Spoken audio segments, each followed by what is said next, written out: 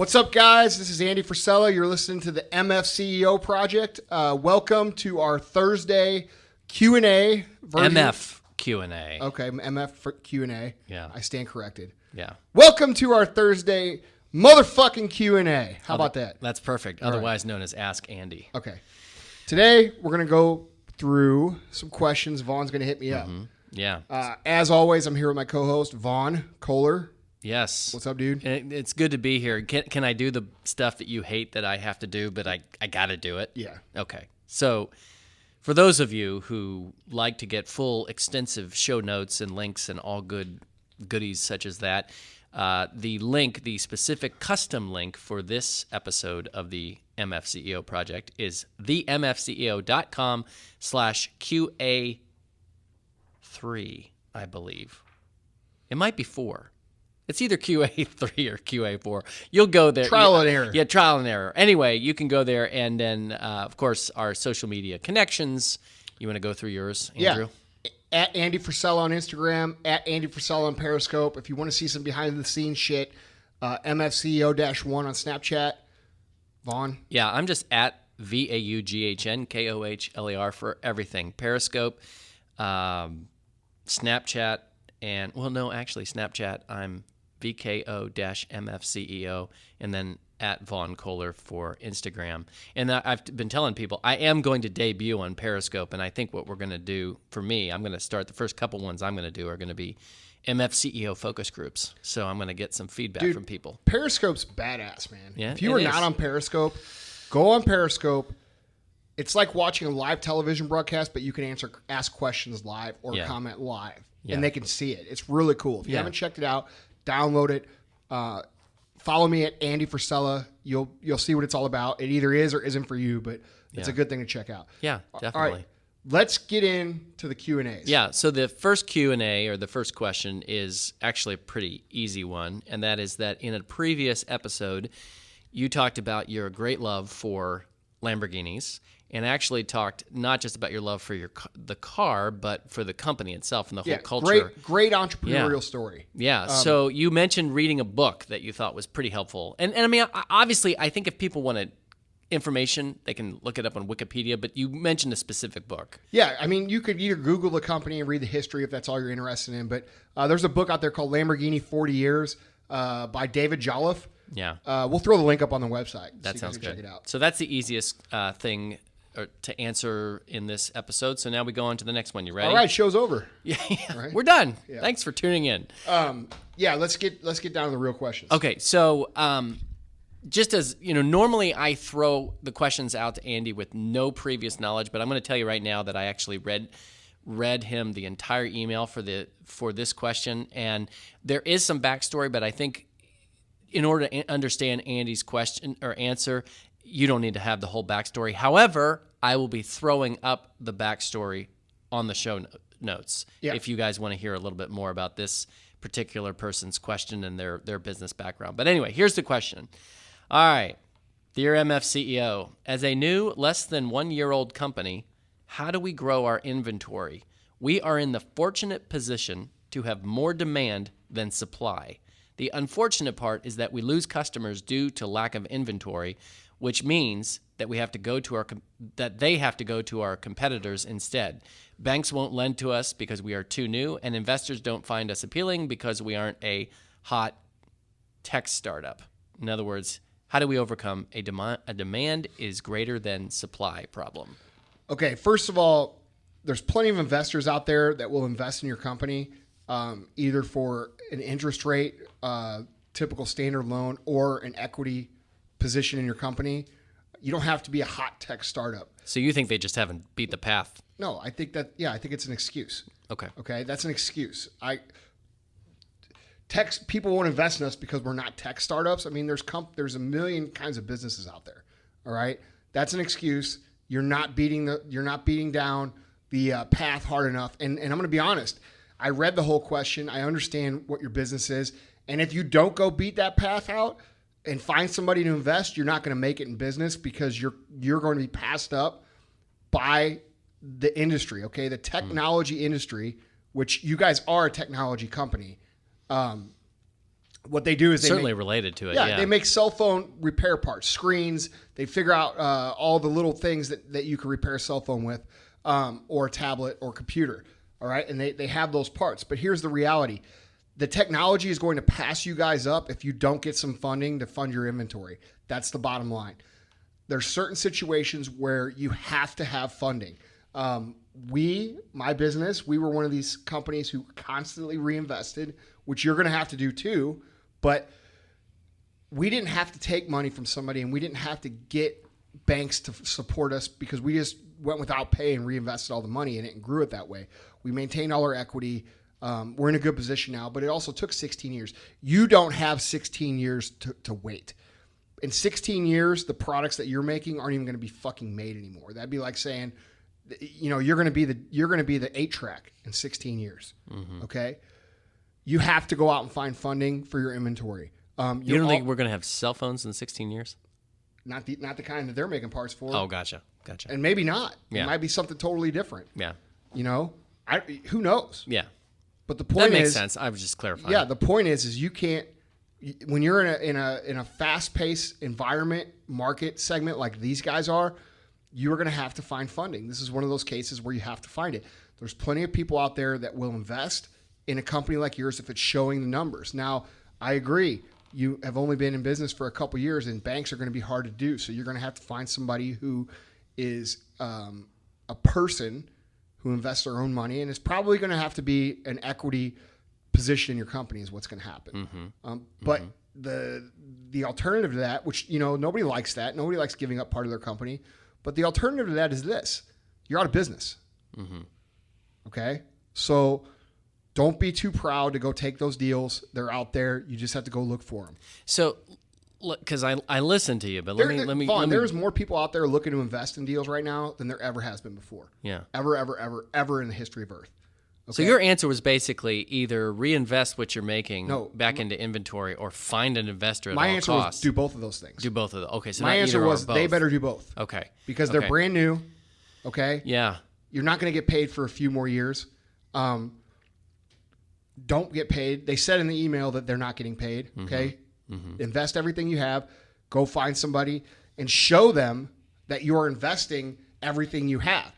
There's nothing worse than somebody comes to somebody with a deal and they say, oh, well, we need money, but I'm paying myself X amount of dollars to live on, blah, blah, blah. It doesn't look good. Right. It doesn't look like you're all in. Right. Go be all in. You'll find somebody. You're going to have to beat down doors to make it happen. It's not going to be me, just so we don't follow up the email and say, hey, but I'm telling you, there's people out there that do this. Right. And you're going to have to go find somebody or you're going to be out of business. Right. So don't sit here and put the mental block up of we're not a sexy tech startup. You know what's sexy? Making fucking money. Mm-hmm. And that's what investors care about. Right. So if you're making money, if you're making margin, if you have a legit business plan, there will be somebody out there that finds you quote unquote sexy. You just got to bang down the doors. You can't quit. Yeah. The first, there's an excuse in there. We're not a sexy startup. I read that and cringed. Right. What do you mean? You think that's the only business that gets funding? If you have a viable business, you'll find the money. Mm-hmm. Period. Mm-hmm.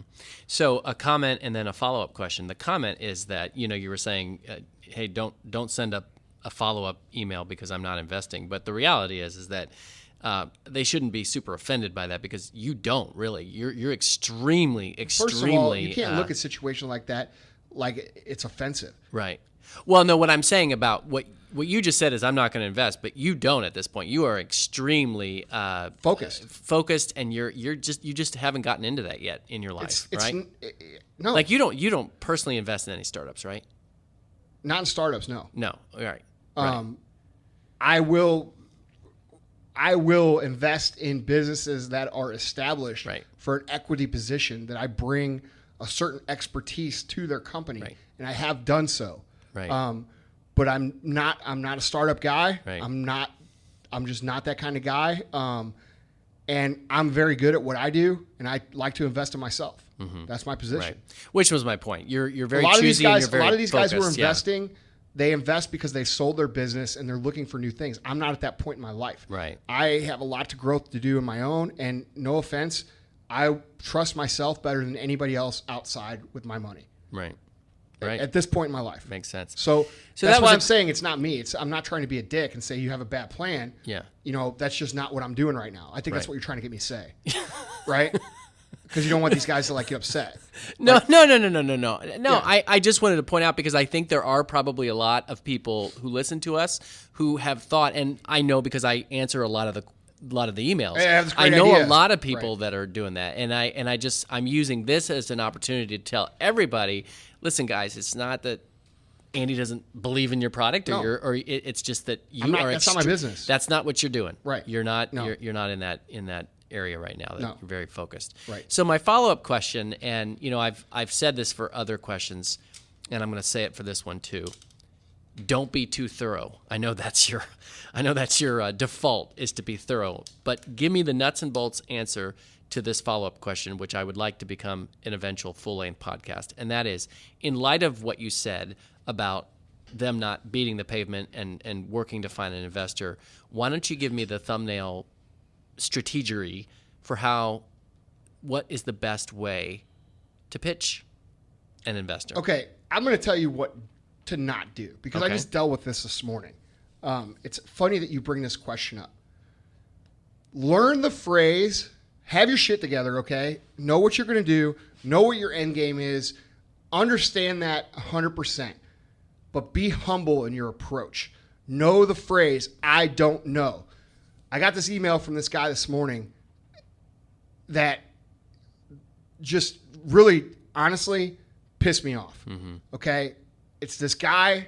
I'm not going to say what company he's with, but he's been trying to get our business, and he keeps telling me how he's going to save money on producing our product. And I'm like, look, dude, we produce our own product. Our fucking raws come in on fucking rails. You're telling me that you're going to save us money? By rails, I mean a train. We're vertically integrated. You're going to save us money on our production, by us sending it out somewhere else? It doesn't make sense. But my point in saying this is this.